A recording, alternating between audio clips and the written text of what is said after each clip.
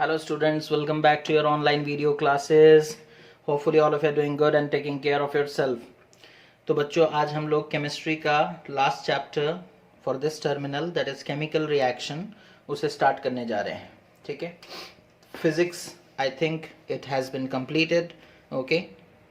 And this is the last chapter of chemistry, that is chemical reactions. Okay. Chemical reactions. Okay. तो chemical reactions, chemical changes, ये सब क्या होते हैं बच्चों? तो क्या लिखता है देखो.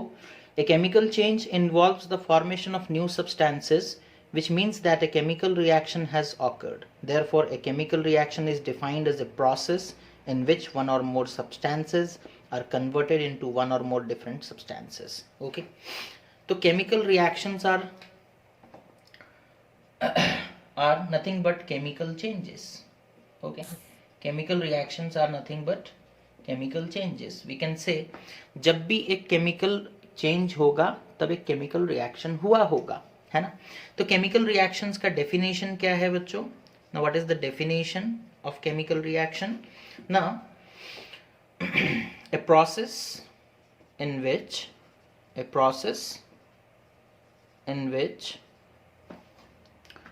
one or more different substances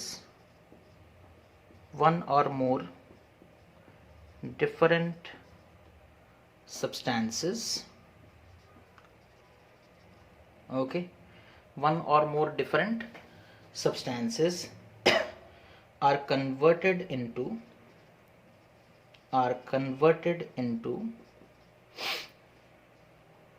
one or more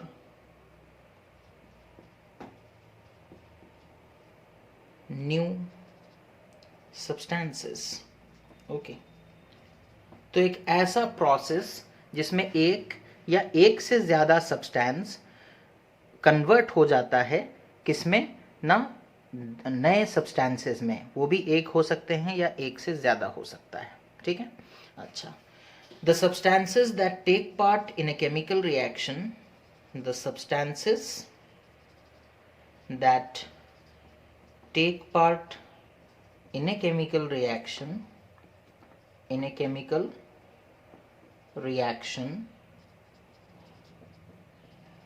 are known as reactants. उन्हें हम लोग क्या कहते हैं बच्चों? reactants कहते हैं, है ना. okay. And the substances which are formed, the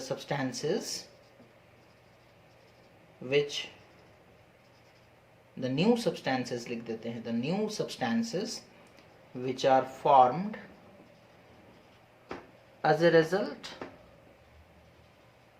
of the chemical reaction,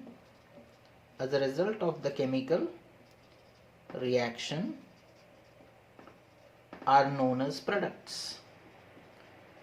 as products. ठीक है.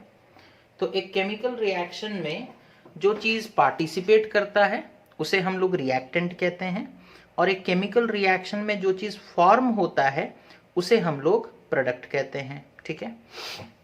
अच्छा. If there are more than one reactant और product then they are written by putting a plus symbol in between them. Okay. तो वो सब तरीका हो गया लिखने का. एक एग्जाम्पल लेते हैं और देखते हैं रिएक्टेंट्स कौन है और प्रोडक्ट्स कौन है. ठीक है. अच्छा. The reactants are always written on the left hand side. तो कुछ रूल्स हैं देखो. The reactants are always written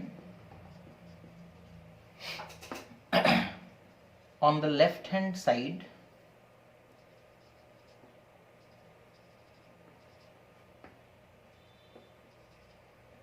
with plus symbol between them. Okay. Followed by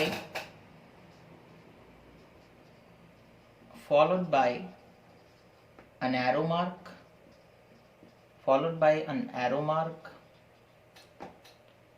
okay, which is read as yields to or gives rise to, ठीक है, and then the products are written on the right hand side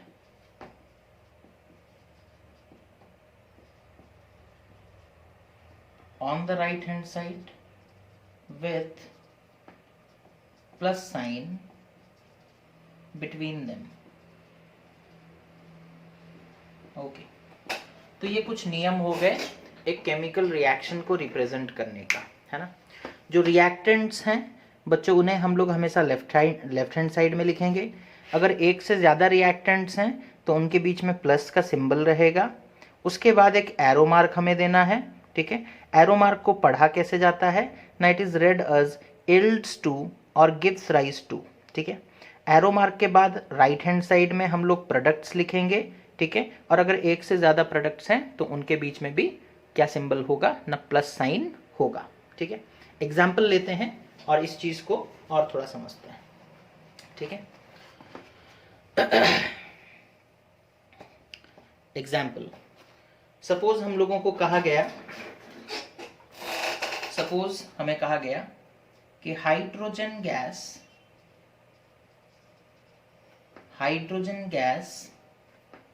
reacts with oxygen gas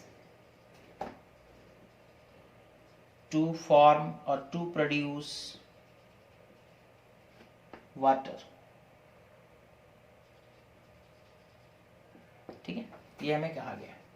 तो यहां देखो बच्चों, hydrogen gas react करेगा किसके साथ, oxygen के साथ, और प्रोडक्ट क्या आएगा, वाटर, ठीक है। तो हाइड्रोजन का सिंबल क्या है बच्चों, दैट इज हाइड्रोजन का मॉलिक्यूल का सिंबल है H2 प्लस, ऑक्सीजन के साथ वो रिएक्ट कर रहा है तो ऑक्सीजन प्लस लिखें, और फिर ऑक्सीजन का मॉलिक्यूल है O2। दोनों के बीच में रिएक्शन हुआ और एक एरो मार्क देकर के राइट हैंड साइड में हम प्रोडक्ट को लिख देंगे, दैट इज वाटर और H2O, ठीक है। अब यहां पर एक चीज है बच्चों, देखो इधर कितने हाइड्रोजन के एटम्स हैं, H2 मतलब 2 हाइड्रोजन के एटम्स हैं। यहां पर देखो कितने हाइड्रोजन के एटम्स हैं, 2 हाइड्रोजन के एटम्स है। चलो हाइड्रोजन में कोई प्रॉब्लम नहीं है, बट अगर हम लोग देखते हैं ऑक्सीजन को, तो इधर O2 2 ऑक्सीजन के एटम्स हैं, इधर सिर्फ O है, मतलब एक ऑक्सीजन का एटम। तो अब हमें करना क्या पड़ेगा, इक्वेशन को बैलेंस करना पड़ेगा। ये बैलेंस नहीं है, इधर ऑक्सीजन ज्यादा है, इधर ऑक्सीजन कम है। तो ऐसा नहीं कर सकते कि यहाँ O2 लिख देंगे, H2O2 वो अलग कंपाउंड है बच्चों, वाटर बना है, वाटर का फॉर्मूला H2O है, हम लोग फॉर्मूला चेंज नहीं कर सकते, लेकिन बैलेंस तो करना है। तो हम क्या करते हैं ना, इधर 2H2 कर देते हैं और इधर 2H2O कर देते हैं। देखो अब क्या बैलेंस हो गया, 2H2 2 into 2 hydrogen that is 4 hydrogen, इधर भी देखो 2H2 दैट इज 4 हाइड्रोजन, इधर O2 2 ऑक्सीजन, इधर 2 into O that is 2 oxygen, balance हो गया, है ना। तो इस तरीके से हम लोग बैलेंसिंग भी कर सकते हैं, यानी कि 2 हाइड्रोजन के मॉलिक्यूल्स एक ऑक्सीजन के मॉलिक्यूल के साथ मिले तो 2 वाटर का मॉलिक्यूल बना, 2 वाटर का मॉलिक्यूल बना, ठीक है। अच्छा, तो ये हो गया बच्चों representation of A chemical reaction. एक केमिकल रिएक्शन को हम लोग इस तरीके से रिप्रेजेंट कर सकते हैं, ठीक है। उसके बाद जो नेक्स्ट टॉपिक है हमारा दैट इज केमिकल बॉन्ड, है ना। केमिकल बॉन्ड किसे कहते हैं, ठीक है। नेक्स्ट टॉपिक क्या है बच्चों, that is chemical bond, okay.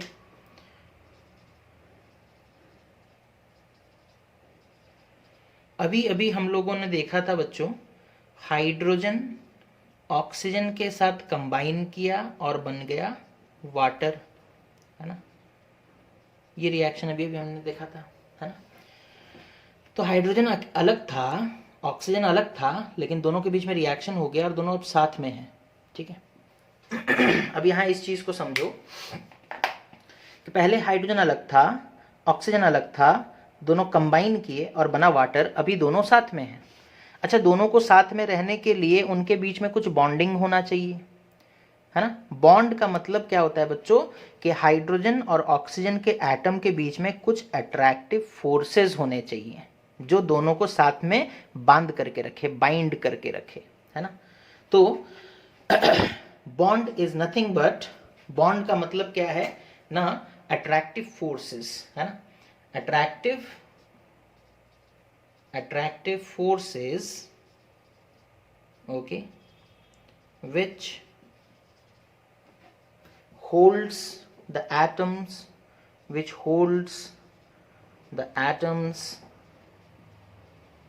or ions together, okay, which holds the atoms or ions together to form molecules, okay, or compounds, okay, are called chemical bonds, है ना, are called chemical bonds, ठीक है। तो यहां देखो पहले hydrogen अलग था, ऑक्सीजन अलग था, दोनों के बीच में रिएक्शन हुआ, अभी हाइड्रोजन और ऑक्सीजन के एटम साथ में रह रहे हैं। तो हाइड्रोजन और ऑक्सीजन के एटम साथ में रह रहे हैं तभी तो वाटर का मॉलिक्यूल बन पा रहा है। तो इनको साथ में रखने के लिए अट्रैक्टिव फोर्सेस चाहिए जो इन्हें बाइंड करके रखे, है ना। उन्हीं अट्रैक्टिव फोर्सेस, वो अट्रैक्टिव फोर्सेस जो बाइंड करके, होल्ड करके रखते हैं एटम्स या फिर आयंस को एक साथ, उन्हें हम लोग कहते हैं केमिकल बॉन्ड। उन्हें हम लोग क्या कहते हैं बच्चों, केमिकल बॉन्ड, ओके। अच्छा, उसके बाद यहां पर दो तरह के केमिकल बॉन्ड होते हैं, ठीक है। हम लोग देखे एटम्स और आयंस लिखे थे, है ना, एटम्स और आयंस लिखे थे, ओके। अच्छा, तो दो तरह के केमिकल बॉन्ड होते हैं बच्चों, एक होता है हमारा दैट इज आयोनिक बॉन्ड और दूसरा होता है कोवैलेंट बॉन्ड, ओके। तो आयोनिक बॉन्ड और कोवैलेंट बॉन्ड के बारे में शायद आपका यहाँ पर दिया है, हाँ दिया है, चलिए बढ़िया है। तो एक है आयोनिक बॉन्ड। आयोनिक बॉन्ड कैसे बनता है उस चीज को थोड़ा देखते हैं हम लोग, ठीक है। The bond which is formed,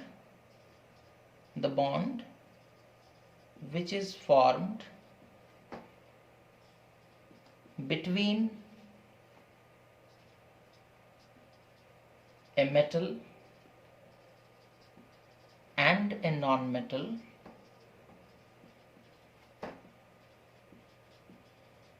by the transfer of electrons,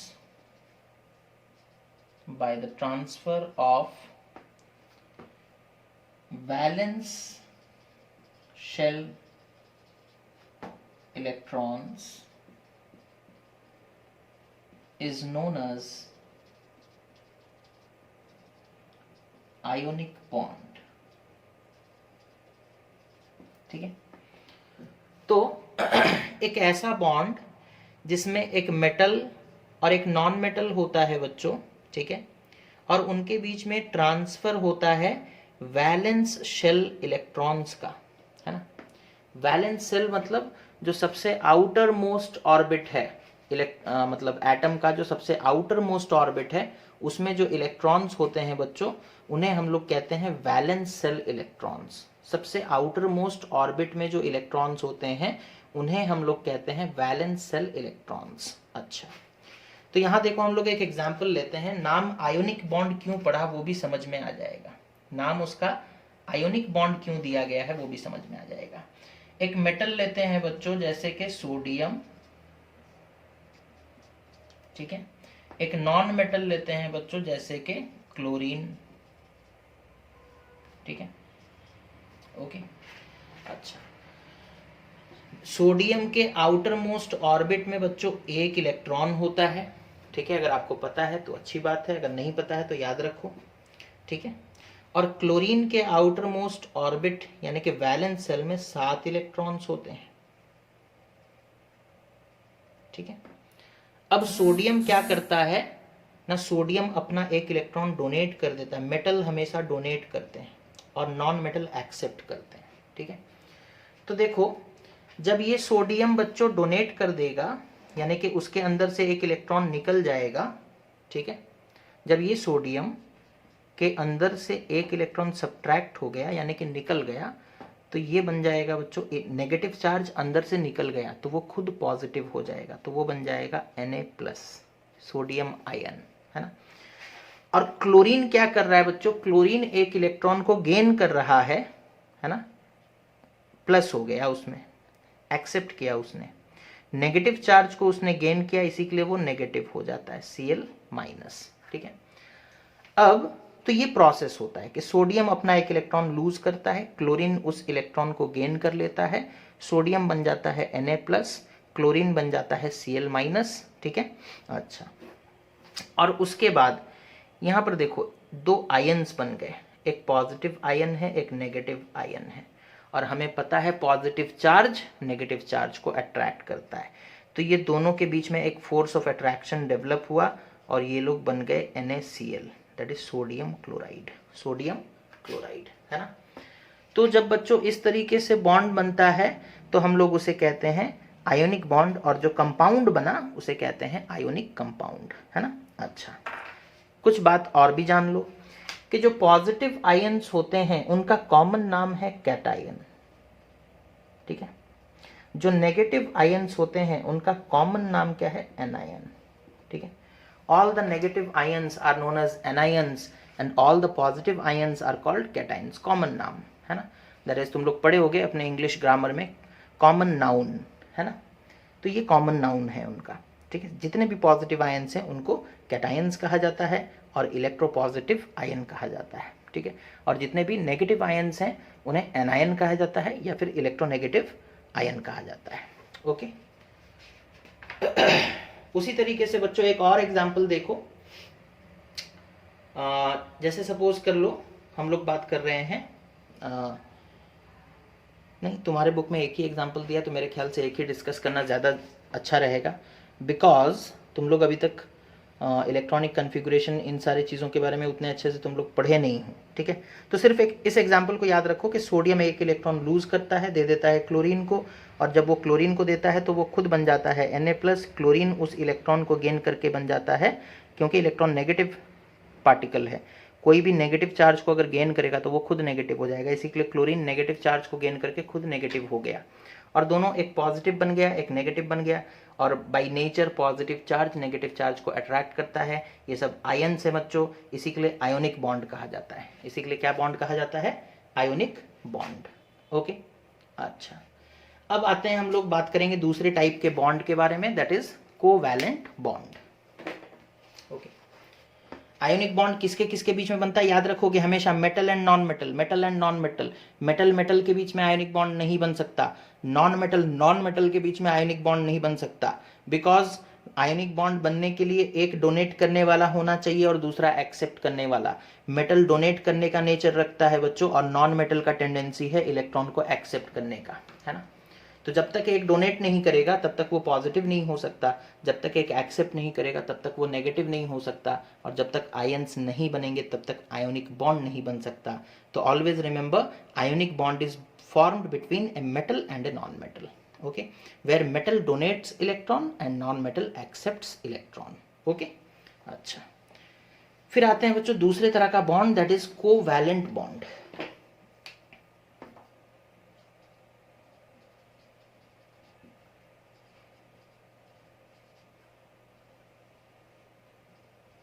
okay, covalent bond.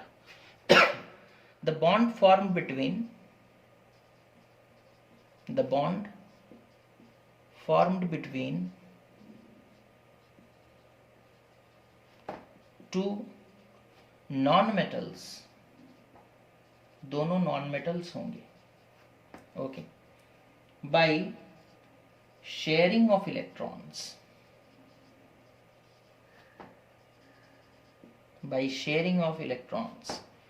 okay, is known as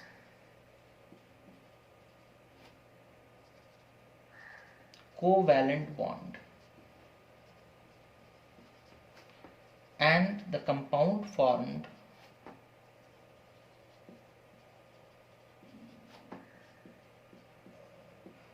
is called covalent compound.